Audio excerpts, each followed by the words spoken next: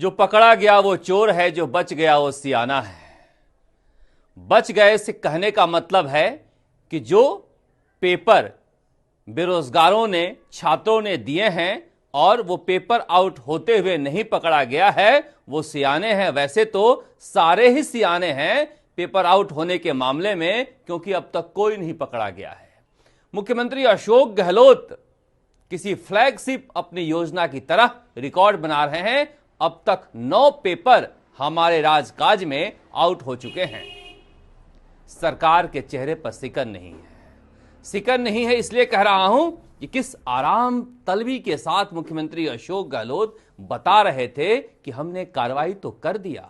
कहां नहीं आउट हो रहा है? उत्तर प्रदेश में, गुजरात में, यहां तक कि जुडिशरी में भी, न्यायपालिका में भी। यानी मैं ही चोर नहीं हूं, वह भी चोर है, वह भी चोर है, वह भी चोर है, हमाम में सब नंगे हैं, यह कहने से आप बच सकते हैं क्या? क्योंकि जवाबदेही आपकी बनती है। और तो सवाल उठता है, क्या राजस्थान में अब तक जितनी भी परीक्षाएं हुई है उन सब में ऐसी कोई एक भी परीक्षा है जिसके पेपर आउट नहीं हुए हों?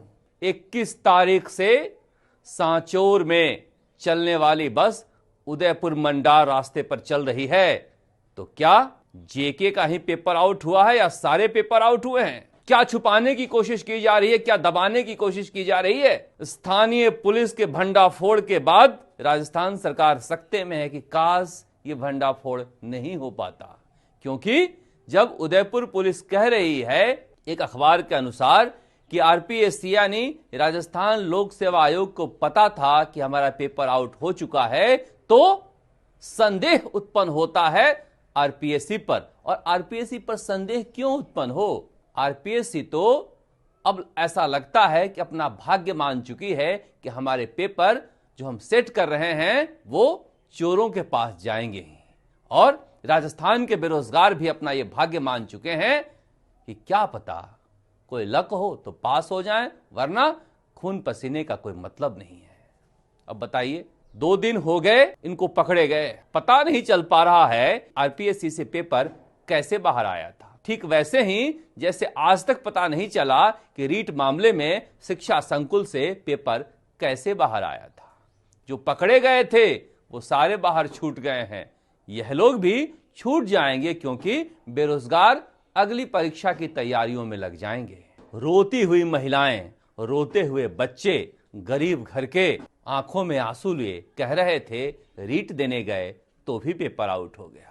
वरिष्ठ अध्यापक परीक्षा यानी सेकेंड ग्रेड टीचर का एग्जाम देने आए तो भी पेपर आउट हो गया। कहां जाएं, कब तक जाएं? अगले साल चुनाव है। ऐसा ना हो मुख्यमंत्री अशोक गहलोत जी कि कांग्रेस आउट हो जाए, क्योंकि गरीबों की हाय है, मजलूमों की हाय है, बेरोजगारों की हाय है, यह ऐसे नहीं जाएगी। कल कितना अच्छा हंसता हुआ नूरानी चेहरा आपका नजर आया अपने बेटे के साथ, परिवार के साथ। हर बाप, राजस्थान के हर बेरोजगार और छात्र का बाप अपने बेटे के साथ ऐसी ही तस्वीर खिंचवाना चाहता है जब वह नौकरी पाकर घर लौटे। जैसे वैभव गहलोत निर्विरोध राजस्थान क्रिकेट एसोसिएशन का चुनाव जीतकर मुख्यमंत्री निवास में पहुंचे, तो आप और आपकी पत्नी अपने बेटे के साथ हंसते हुए लॉन में खड़े होकर फोटो खिंचवा रहे थे। यह तस्वीर राजस्थान का हर बाप खिंचवाना चाहता है, मगर आप मौका नहीं दे रहे हैं। वो इंतजार करते रहता है कि कब परीक्षा होगी, कब पास होगा और कब बेटा बुढ़ापे का सहारा बनेगा। वैभव गहलोत के लिए तो अचरोल में होटल भी बुक कर दिया गया, कैद करके रखे गए सारे वोटर। यह खबर बाहर नहीं आ पाई, मगर सबको पता है कि होटलों में रखे गए थे और कैसे कैसे मैनेज करके निर्विरोध करा लिया गया। किसी कंपटीशन की भी इजाजत नहीं है अपने बेटे के लिए, तो फिर दूसरे लोगों के बेटों के लिए अलग नियम कानून क्यों है? सवाल उठता है कि 2 दिनों में यह पता क्यों नहीं लग पा रहा है कि आरपीएससी से सुरेश ढाका ने पेपर कैसे निकाले। सुरेश ढाका कौन है? कितना आलीशान जिंदगी जीता है? सोशल मीडिया पर कितने फॉलोअर हैं? अभिज्ञान कोचिंग का मालिक है। कोचिंग और परीक्षा कराने वाले संस्थाओं से क्या संबंध है? हमने तब भी सवाल उठाया था रीट के समय। आप इस नेक्सस को जांचिए, मगर ये नेता इन्वॉल्व होते हैं। जहां पर नेता और अधिकारी इन्वॉल्व हों वहां पर जांच हो नहीं सकती है। इसलिए सुरेश ढाका भले ही फरार हो मगर जांच होगी नहीं, क्योंकि जांच होगी तो पता चल जाएगा कि आरपीएससी से पेपर कैसे आउट हुआ। क्या आरपीएससी से सुरेश ढाका का कोई कनेक्शन है? क्या कोई मिलीभगत है जिसने पेपर लाकर दिया है? अगर हर गलती कीमत मांगती है तो यह गलती अब तक कीमत क्यों नहीं मांगी है? आरपीएससी के जो चेयरमैन हैं संजय श्रोतिये जी, मुख्यमंत्री अशोक गहलोत जी आपके सुरक्षा में तैनात थे, यही उनकी योग्यता थी, जिसके बाद आपने सीधे पुलिस अधिकारी के पद से उठाकर राजस्थान के बेरोजगारों का भाग्य विधाता उन्हें बना दिया। मगर अब कोई गलती कीमत नहीं मांगती है। डीपी जारोली के समय आपने यही कहा था ना, कोर्ट में खड़े होकर एसओजी ने कहा कि डीपी जारोली की कोई भूमिका नहीं है। कैसे कोई भूमिका नहीं हो सकती है? आपने पेपर सेट करके भेजा, ट्रक पलट गया, शिक्षा संकुल से पेपर निकल गया और आप कि एसओजी जाकर कोर्ट में कहती है कोई भूमिका नहीं है। सवाल नियत का है, बड़े बड़े भाषण मत दीजिए। अब तो कल कोई घटना हो जाए जघन्य तो कहें ये तो अफगानिस्तान में भी होता है। ये कोई जवाब है? इस जवाब के बाद गुस्सा, क्षोभ, दया, करुणा सब भाव चेहरे पर सामने आ जाता है जब मुख्यमंत्री अशोक गहलोत एक जिम्मेदार पद पर बैठे हुए इस तरह से कहते हैं कहां नहीं आउट हो रहा है।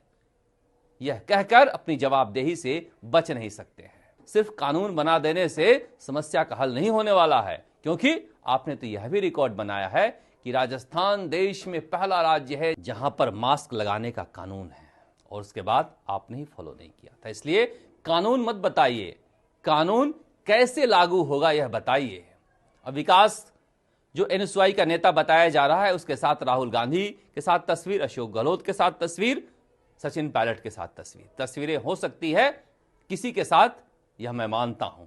मेरी भी तस्वीर किसी अपराधी के साथ हो सकती है, मगर सवाल उठता है कि जब गिरफ्तार तथाकथित एनएसयूआई का पदाधिकारी घूम रहा था राहुल गांधी के साथ पदयात्रा में, तो क्या दूसरी तरफ पेपर आउट करने की साजिश भी रच रहा था?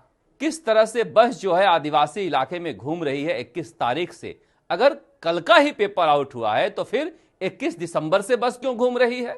इस सवाल का जवाब देना होगा, क्योंकि केवल 3,75,000 वो विद्यार्थी नहीं है जो कल एग्जाम देने वाले थे जीके का, बल्कि 13-14 लाख जो बेरोजगार हैं उन सब के खून पसीने का सवाल है।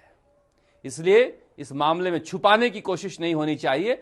हमने पूछा, हमने जानना चाहा कि कल सुबह 8 बजे से गिरफ्तार है, उससे पहले से गिरफ्तार है, कुछ पता चला क्या? तो पता है क्या बताया गया? एफआईआर दर्ज करने में वक्त निकल गया, अब जाके पता करेंगे। इसीलिए जांच जैसे चल रही है ठीक रीट की तरह चल रही है। इसलिए डर लग रहा है कि कहीं रीट की तरह ही जांच ना हो जाए और कुछ भी नहीं निकले और विद्यार्थी एक बार फिर से अगली परीक्षा की तैयारियों में लग जाएं, क्योंकि सरकार चाहती भी तो यही है। वरना इतना बड़ा हंगामा बचा है, इतने बड़े स्तर पर पेपर आउट हुआ है और अभी तक पता ही नहीं चल पाया कि आरपीएससी से पेपर कैसे बाहर निकला था। सब पता होता है, सवाल नियत का है कि आप पकड़ना चाहते हैं नहीं पकड़ना चाहते हैं। हर बार अखबार में छपता है मास्टरमाइंड पकड़ा गया। अरे मास्टरमाइंड नहीं पकड़ा गया, मास्टरमाइंड बताया जा रहा है इसे पकड़ा गया मामले को खत्म करने के लिए। मास्टरमाइंड अगर जिस दिन पकड़ा जाएगा राजस्थान में कभी पेपर आउट नहीं होगा, मगर वो मास्टरमाइंड मास्टर है, इसीलिए नहीं पकड़ा जा रहा है। हमारी दस्तक इस बात को लेकर है कि मास्टरमाइंड पकड़ा जाए। क्या सरकार में बैठे लोग बचा रहे हैं? सुरेश ढाका विज्ञान कोचिंग का मालिक इतनी आलीशान जिंदगी कैसे जी रहा था और किस किस के कनेक्शन में था? विकास भांजू के साथ क्या रिश्ते हैं कांग्रेस पार्टी के और कैसे किन किन नेताओं के जरिए वो कहां तक पहुंचा था? आरपीएससी में जो नियुक्तियां हो रही है सरकार कर रही है, किन आधार पर कर रही है? वो कौन से लोग हैं जो पेपर सेट कर रहे हैं? इन सारी बातों का खुलासा जब तक नहीं होगा 4 सरकारी टीचरों को पकड़ने से कुछ नहीं होने वाला है और 4 को बर्खास्त करने से भी कुछ नहीं होने वाला है, क्योंकि उन्हें तो पैसा दिया जा रहा है, लालच में वो फंस रहे हैं। गंगोत्री जहां पर है राजस्थान माध्यमिक शिक्षा का निदेशालय या फिर आरपीएससी का निदेशालय या फिर राजस्थान कर्मचारी चयन बोर्ड का दफ्तर, इन गंगोत्रियों में कैसे बांध बने, कैसे बेरोजगारों के साथ हो रहे जुल्म को रोका जाए, इसे लेकर सरकार सोचे। क्योंकि कर्मचारी चयन आयोग का अध्यक्ष कौन बनता है आपको पता है? जो मुख्यमंत्री अशोक गहलोत के 7 पुलिस अधिकारी थे, और जब सरकार पर संकट आया था तो उन्होंने तरह तरह से मदद की थी। अगर इस तरह के लोग जिम्मेदार पदों पर बैठाए जाएंगे तो फिर कभी भी वो बेरोजगारों की जिम्मेदारी उठाएंगे नहीं।